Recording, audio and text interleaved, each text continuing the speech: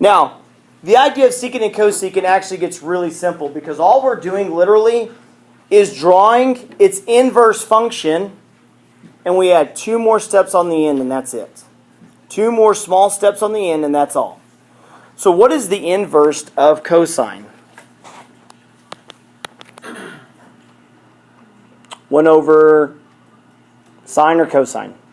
The inverse of cosecant is 1 over sine. So you're going to go through this whole thing and graph out a 1 over sine graph. So we'll go through like we've done before. It's a parent function, so there's no transformations being done. Seems weird.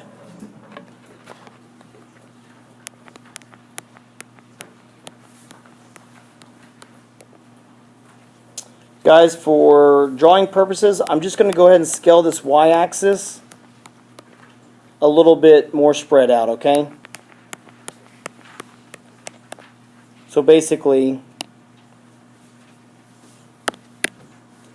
this is positive 1 and this is negative 1 along the y-axis, okay?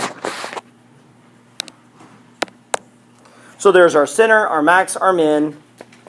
Starting point, it is parent function, so it'll be the y-axis.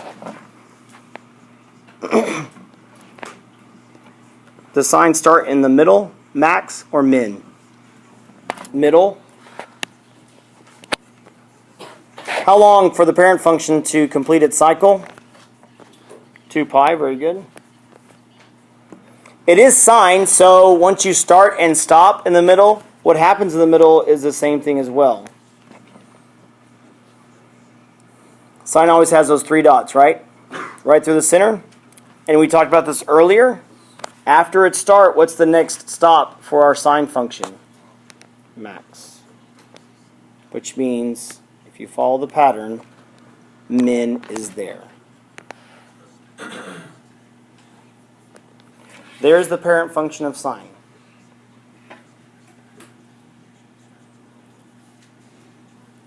Now the last 2 steps to make this a cosecant. You're going to draw vertical asymptotes every time the trig function goes through the middle.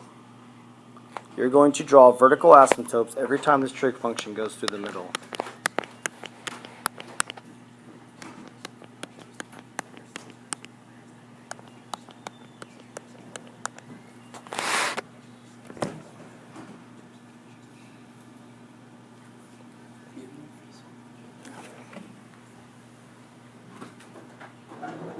That's one step. Last step is you take all of your maxes and mins and you flip the graph out. So I'm going to go to my first max here, and I'm going to flip the graph out from there. I'm going to go to my minimum here and flip the graph out from here.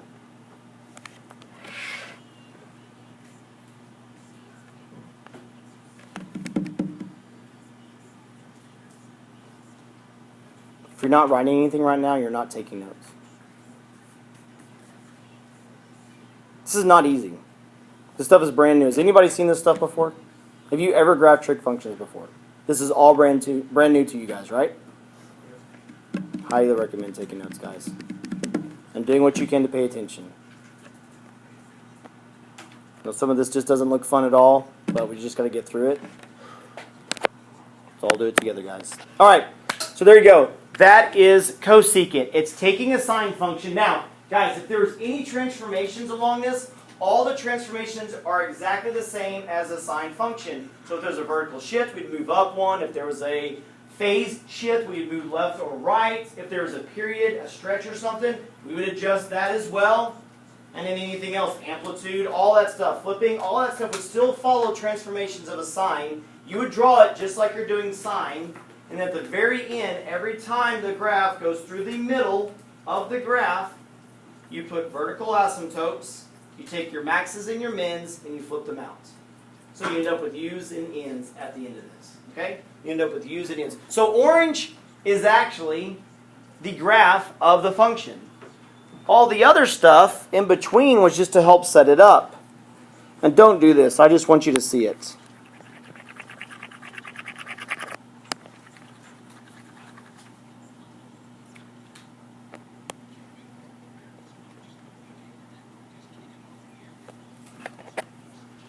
Got a little crazy there with the eraser. Sorry. That's actually what a cosecant function is graphed like. That's what you have to do. That's what I'm looking for. Now, you doing the minimum line, the maximum, and all that stuff, and doing the sine function stuff really helps you, and it helps me grade. So go through those steps. Doing without it is pretty hard to do. It looks simple when you look at this. You're like, oh, that's easy. There's a couple of dashed lines and some U's and N's. I got this. It's not hard at all. Well, you got to think, when we start doing some transformations, it gets really ugly. Okay? So parent functions always are the simplest version of it. So let's go ahead and look at secant, which, go ahead to say it, secant is the inverse of what function? So let's graph a cosine here. We're going to use the same scale we did, guys, for the other function, so it's spread out.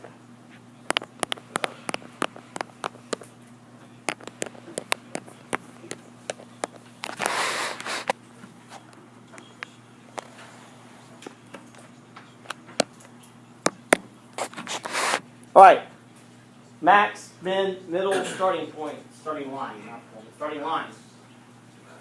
That's all cosine. That's all cosine, okay? Middle, max, min, starting line. All right, cosine in its parent function form starts where? At the top, at its max. How long until it gets to its max again? 2 pi. What happens in between? Min and middles.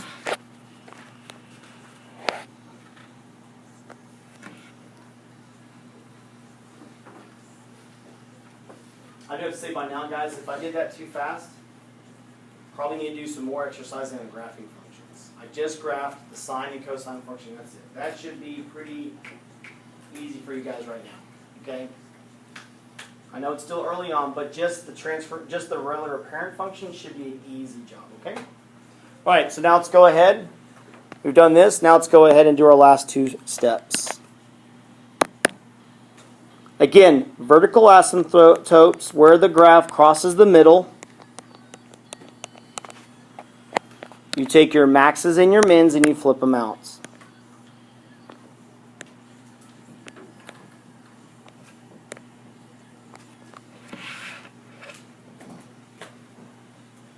And there you go. That is a graph of secant. Looks a little bit different because cosine starts with its max. So you're not going to get u's and n's. You're only going to get half a u, and so forth and so on. So that's the reason why it looks like this. It's cut off because cosine starts with the max. If we're dealing with and talking about inverse functions, the max is where it flips out. The min is where it flips out. All right, let's go ahead and see what some examples look like. From what I recall, there wasn't a whole lot, so we might get creative later on.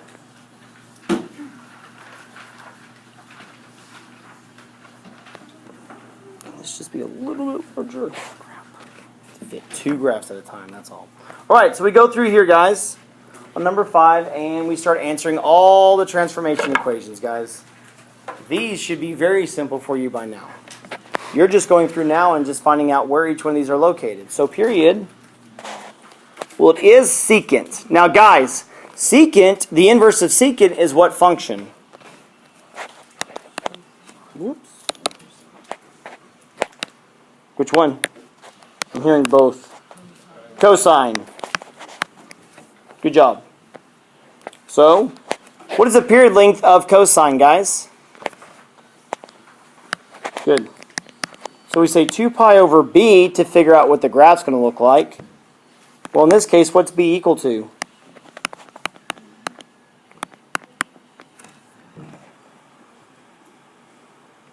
Y'all see where the 1/2 is? That's where b is always located, right in front of the variable, or in between the variable and the trig function. We've done this a few times, and we get to know that it's actually 4 pi. Amplitude, 1. We'll get to that in just a moment, how we elaborate on that. Phase shift. In this equation, is there a phase shift? None. Vertical shift? Nope.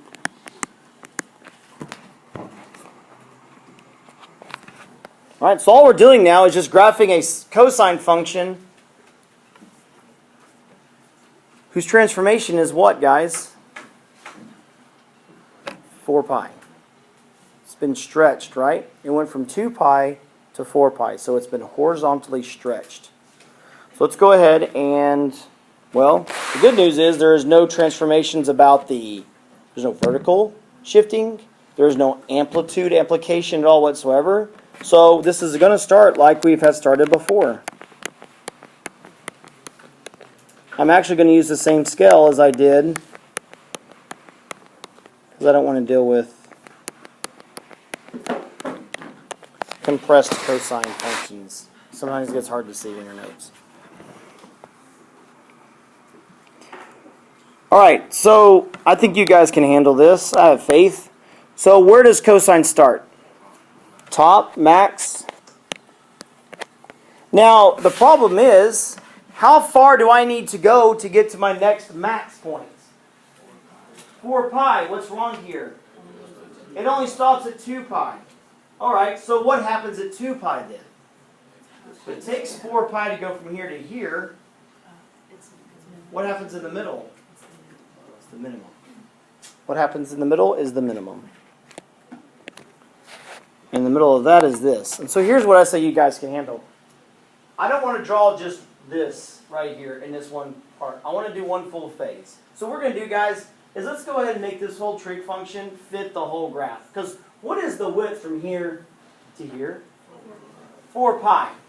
Something doesn't look different about it in just a moment, but you know what? For now, let's just go ahead and fly to the idea of just going and making it all work here. So what's going to happen at negative pi, guys? Goes through the middle. What happens at negative 2 pi? Min.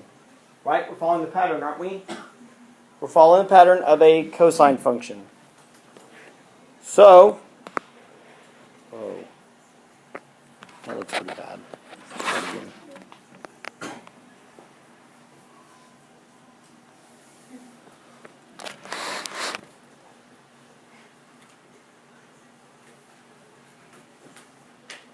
What looks wrong about this? It looks flipped, doesn't it? So, and this is the reason why I'm explaining to you guys. You guys can handle this. It's flipped, but here's the deal, guys. Where did we start? Where did we technically start? In the middle. So what we've done, guys, is this. It's a cycle function, isn't it? It goes over and over and over and over again. What we did was we started in the middle and realized that, hey, you know what? After 4 pi, we'll finish, but we only have a graph of 2 pi. So what I'm going to do is I'm going to go out to 2 pi, which is halfway, and then I'm going to go ahead and go backwards to finish it off. Guys, this has not been flipped. We're still starting at y equals. However, what you are seeing is the middle of one cycle finished, starting a new cycle to the middle of the next cycle. Do you see that now? This is one cycle here. This is the middle of it. If we went out negative 4 pi, you would see this go back up. But, and the reason why I'm doing it this way, guys, you don't have to do this in the test, okay? All these graphs will fit to whatever needs to fit. So, if this question was on a test, say quiz, but you're not having a quiz. If that's true, then this scale would be pi, 2 pi, 3 pi, 4 pi. So it would fit, okay? It would fit. But for now, I want a full pattern. I want a full 4 pi of a cosine function. Now, granted, it is shifted. Or it's not where it needs to be right now, but it's where it's good. Because what I want to do now is, where does the vertical asymptotes go, guys? Negative pi and what else? Negative and positive.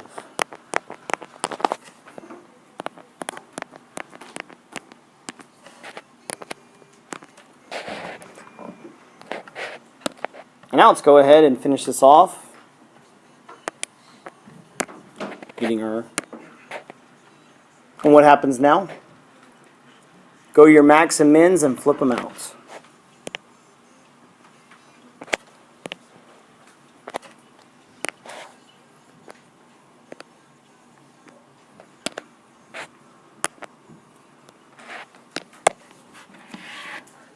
So again, I know that you're like, well, it should start here. You're right. It starts here. We're only getting half of it. So technically, if you're supposed to do this, in the scale it is, which it won't be asked to you, it would look like this.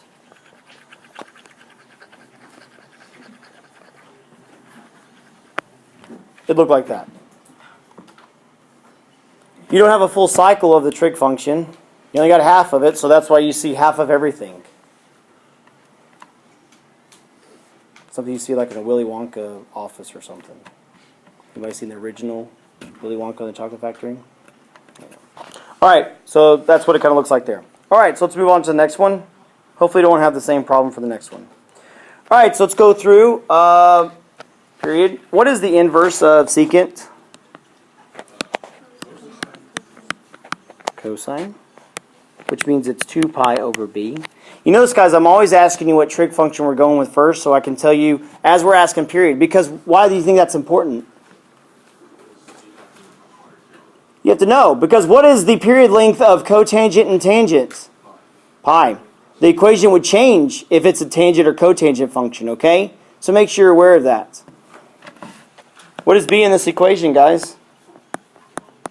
1.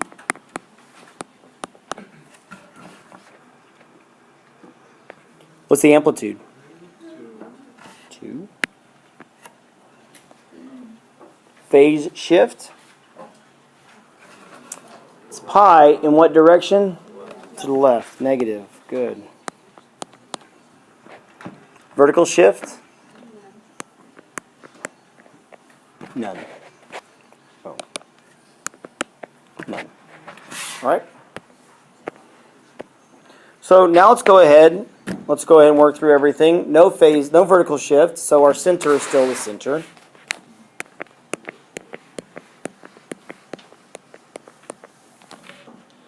We'll continue using the same scale on the y-axis as we have been, okay? Every other one counts as 1. So that means how many lines do I need to go up if it is an amplitude of 2? How many lines do I need to go up? 4.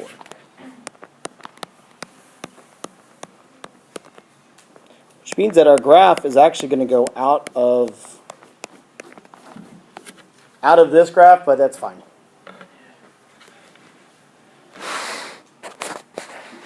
Starting line is where? Negative pi.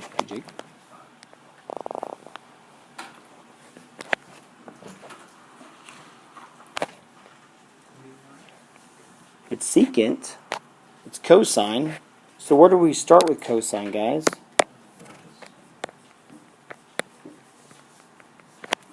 How long until our next max? Pi, so where would that be located? If we've gone to the left pi, but we have to go the distance of 2 pi, where do we end up, Darcy? That's okay. We start at negative pi. We have to go the distance of 2 pi. So where do we end up stopping? Now where? Let me just help out. Fine. Look at those 2 red dots. Those 2 red dots have the distance of 2 pi. Then we've satisfied the period width. What happens in the middle?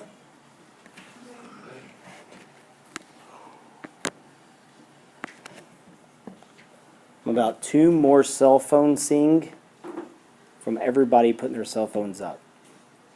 I'm having enough with it. It's not been a problem. For some reason it has today and maybe the past 2 weeks. So unless you want it put up, and I will say your name. I will call you out and say, because of this person, everybody has to put their cell phones up. Sorry, that's just the coach in me. I will single someone out. Okay? So don't be that one person.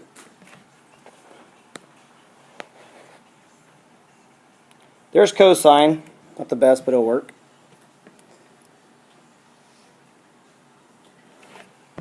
Last two steps. Lines through the middle, or lines wherever the graph crosses the center, I should say that.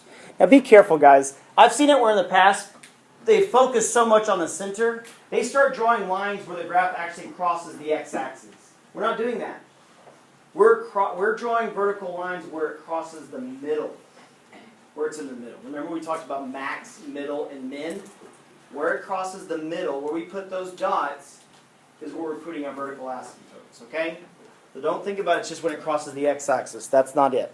Just so happens, every problem we've done, we have not done a vertical shift. So every problem we've done has always been the x-axis, okay? So be careful with that. All right, so let's finish it off with flipping them out. Well, that's pretty bad. There we go. There we go. And there we go. So draw your sine cosine function with all the transformations like we just done. Then take your vertical asymptotes through the middles. And then take your maxes and mins and flip them out. Questions so far, guys? All right. Let's keep going.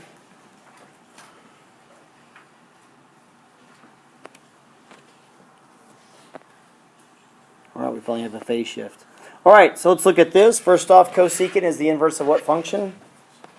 Sine.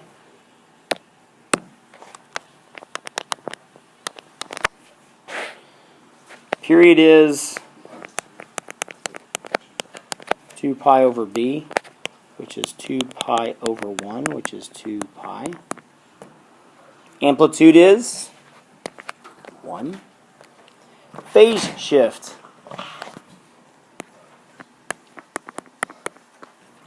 Left pi over 2, good. Vertical shift? None. Hey, we'll finally get one on number 8. All right, so let's go ahead and graph this. Center is still in the center. Amplitude, same scale as before, guys. Starting line. At where? Negative pi over 2. Because the phase shift is left pi over 2. So we're going from 0 to negative pi over 2.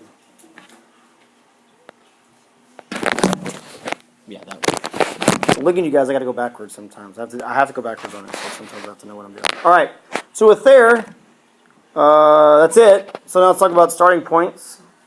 It is sine, so where does sine start? Oops, you're not going to see that. How far until it goes back there again? 2 pi. Another dot in the middle of it. Whoa, wait, I'm sorry. Where should it be? 3 pi over 2. I forgot about the left shift of pi over 2. Which means that the middle is now where?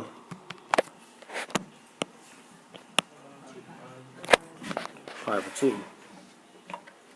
Everything is moved over. And if you want to, guys, and if you don't, adding, subtracting half a pi from 2 pi, sometimes can be complicated, and that's fine. Maybe just do this. I started here. I went over 2 markers along the y-axis. So I would end there normally. Let me move 2 markers over. I would normally be here in the middle. Let me move 2 markers over. So everything's shifted over 2 markers. How's that? You can think of it that way too. All right, sine function. What happens in the first quadrant? Or in the first branch? Hits its max. So that's there. Hits its min there.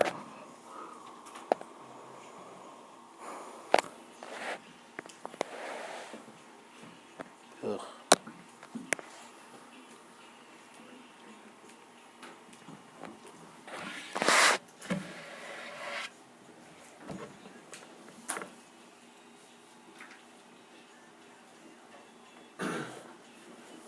All right, so let's go ahead and talk about the last 2 steps, which some of you probably already got into, which is good. finish this, which is awesome.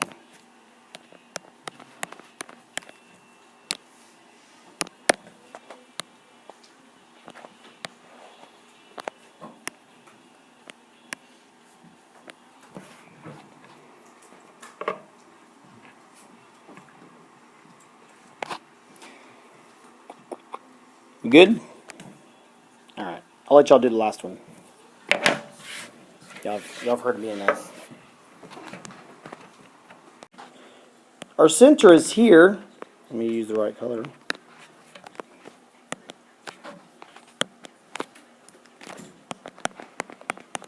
Our max line's there. Our minimum line is here. Now some of you guys may have done it like we've been doing, which is using a scale that we have been doing already, which I've seen some of y'all already doing, and that's fine. There's your center. There's your max. There's your min. We are talking about a sine function, so you are starting in the center. You end in the center. Halfway through, you end up with your max. If we were to draw what is on this graph,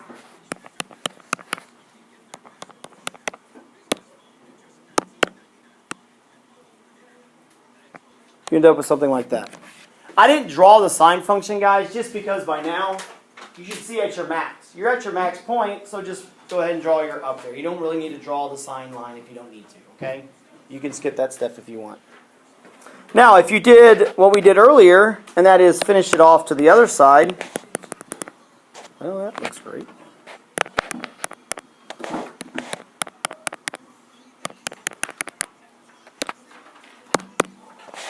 Which means that we hit minimum here, we hit middle there. Vertical asymptotes are located out here, which means that that's what it should look like if you do the whole entire thing. But I would accept just the right side. So when you're looking at it, being okay. And guys, it helps. It actually does help if you go back and say what transformation is being done and think about what it is. Oh, it goes from 2 pi to 4 pi. That means it's stretched. Does it look like this thing has been stretched? Yes, it's taking up the whole entire graph. It has. Just know that. Try sometimes looking at that. Or sometimes you can say, hey, if it has a b of 1/2, what that translates to is, in a normal 2 pi interval, only half the graph will be drawn. That's what it translates to, actually, guys. b equaling 1/2 means that in a 2 pi period, which is its normal period, there'll only be half the graph drawn. So if b is equal to 4,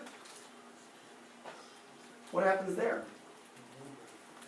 In 2 pi, you'll be able to fit in 4 cycles. It's very, very, very compressed, right? Very compressed, because you're fitting more cycles into what used to be only 1. Now 4 fit in there. All right, I'm not going to deal with the table. I don't think it's really useless, so it's useful. So that leaves only one practice problem. If you've not done all the others, make sure you do them all. But it only leaves, I think, number 3 is the only thing left you need to do to finish off all these practice problems. So go ahead and do number 3, guys.